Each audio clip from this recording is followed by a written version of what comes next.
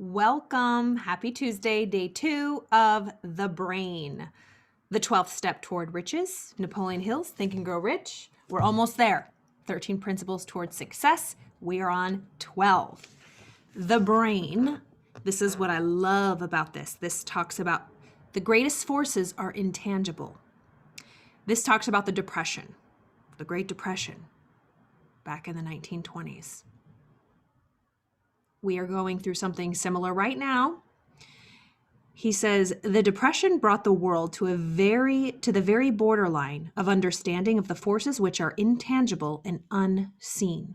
So that situation, that dire situation that disrupted everybody's lives, brought us to the edge of understanding the forces that aren't seen. I always say, well, I don't always say, I've been saying, what's going on, COVID, the pandemic, has forced everybody indoors. But we've been forced indoors, inside of ourselves. We have nowhere to run. We have nowhere to go, nowhere to escape.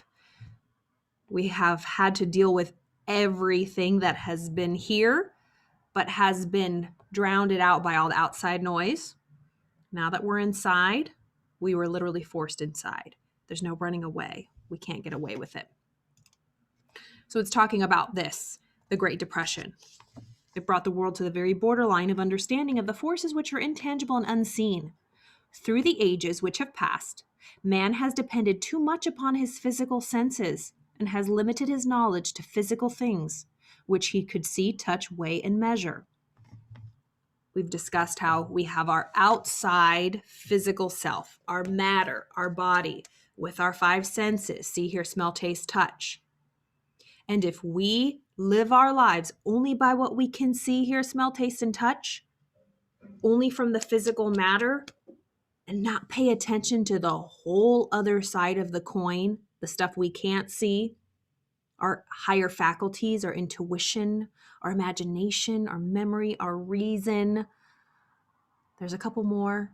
But the inner game, remember, I likened it to if we just live in this physical body and focus on our 5 senses, that's the equivalent of living on the flat earth, of thinking that the earth is flat, not understanding the bigger picture.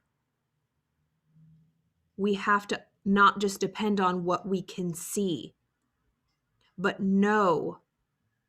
I just heard this woman last night in an interview. She says, when you walk into a room and there's somebody, could be a woman or a man, dressed perfectly, would you trust your eyes or would you trust your feeling? If you walked up to a person and you can just feel like something's off, something wasn't right, you didn't feel good around them, would you trust that more, your feeling that's unseen, or would you trust your eyes? This is a person, they're well dressed, they're talking normally, they're coherent. Would you trust your sight or would you trust your feeling more? What do you trust more? Do you live more on the outside, live by your senses, or do you live by your inner higher faculties, the inside stuff, the stuff you can't see, your intuition? We are now entering the most marvelous of all ages, an age which will teach us something of the intangible forces of the world about us. Perhaps we shall learn as we pass through this age, that the other self, our inner self, is more powerful than the physical self we see when we look in the mirror. Our inner, energetic, spiritual, unseen self is so much stronger and more powerful than our physical body. I'm sure you've heard the stories of a mom sees her child underneath a car. She can lift the car up because by probably many reasons. But if you just looked at her, there's no way that woman could pick up a car. Our innards are so much more powerful. Sometimes people speak lightly of the intangibles, the things which they cannot perceive through any of their 5 senses. And when we hear them, it should remind all of us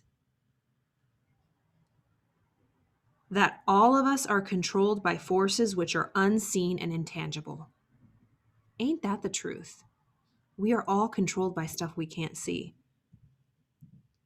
Like what's the, oof. The whole of mankind has not the power to cope with nor to control the intangible force wrapped up in the rolling waves of the ocean.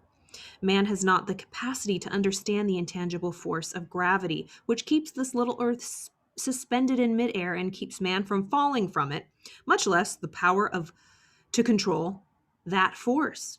Man is entirely subservient to the intangible force which comes with the thunderstorm, and he is just as helpless in the presence of the intangible force of electricity. No, he does not even know what electricity is, where it comes from, or what its purpose. Nor is this by any means the end of man's ignorance in connection with things unseen and intangible. He does not understand the intangible force and intelligence wrapped up in the soil of the earth, the force which provides him with every morsel of food he eats, every article of clothing he wears, every dollar he carries in his pocket.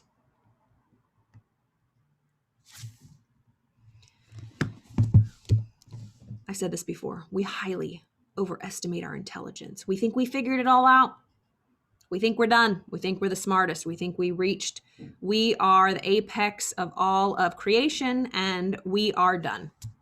Well, we are not. There's so much we don't know. There's so much more we need to study. Not throwing the babies out with the bathwater, respecting all of the science and all of the study and all of the exploration and inventions and innovations that have happened since the beginning of time.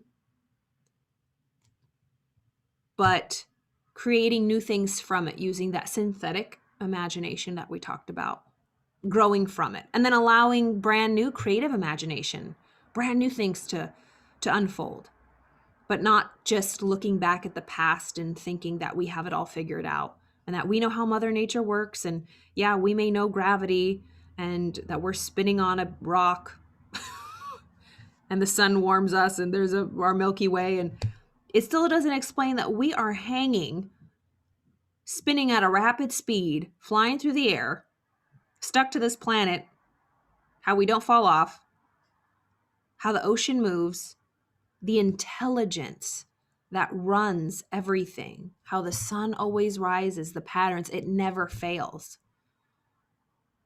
There's not one human being or one human mind that can be that perfect, that exact. It's a science, literally. I mean, it's Mother Nature. There's an intelligence that can't be matched. We're studying it and we're learning more and more, but we are far from understanding it or even harnessing it. Let's be humbled and let's be curious and understand that it's the inner world, the world that we can't see, starting with ourselves. That is the most powerful thing. Not always having to trust what we see, but more of what we feel. It's a good one. I like this one. Living from the inside out rather from the outside in. Let's live from the inside, the unseen imagination. And let's start from there. Thank you guys. I appreciate all of you always. Like I said, I'm starting a 4-week little class, a little motivational march.